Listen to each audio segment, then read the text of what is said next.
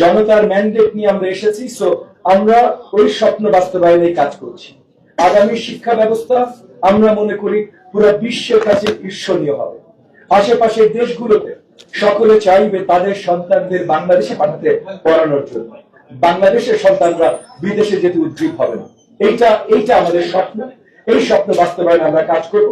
এটা বলে আমার সংক্ষিপ্ত বক্তব্য আমি শেষ করছি। আমি আবার আমার বড় ভাই আমাদের মাননীয় মন্ত্রী জনাব কেসারনাথ মিলন এমপির কাছে দিয়েছি। ধন্যবাদ আমাদের স্টেট মিনিস্টার ববি হাজরা সাহেব।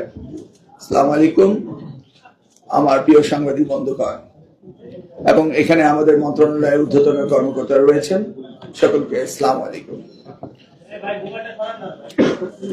আমরা আবারও বলছি আল্লাহর কাছে হাজার শুকরিয়া যে আমরা আবারও দায়িত্ব পেয়ে এখানে কাজ করতে এসেছি।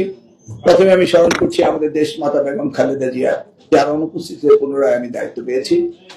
এর আগে আপনারা জানেন আমি স্টেট মিনিস্টারের কাজ করার সুযোগ হয়েছিল আমাদের সাবেক প্রধানমন্ত্রী বেগম খালেদা জিয়ার সাথে। আজকে আমরা কাজ করব, আমরা দুইজনে অঙ্গীকারবদ্ধ। আমরা জনাব তারেক রহমান আমাদের প্রধানমন্ত্রীর সাথে কাজ করব। আমি জানি যে উনি শিক্ষাকে অত্যন্ত ভালোবাসেন, যেভাবে ভালোবেসেছিলেন আমাদের সাবেক প্রধানমন্ত্রী বেগম খালেদা জিয়া।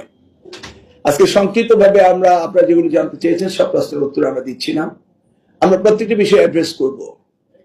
আমরা এমন কোনো বিষয় নেই যে যেগুলো নিয়ে কথা না বলবো, তবে এই বিষয়গুলো আগামীকাল সকালে আমরা অ্যাড্রেস করতে চাচ্ছি। আজকে বিকেলে আমরা দুইজন ক্যাবিনেট মিটিং এর পরে আবার আমরা মন্ত্রণালয়ে আসবো এবং আমরা আমাদের পেপার ওয়ার্ক গুলি করবো, কি কি রয়েছে, কি কি করতে হবে এই ব্যাপারে আমরা মোটামুটি একটা প্ল্যান লেআউট করে আমরা আগামীকালকে আপনাদের ইন ডিটেলস বলতে চাচ্ছি।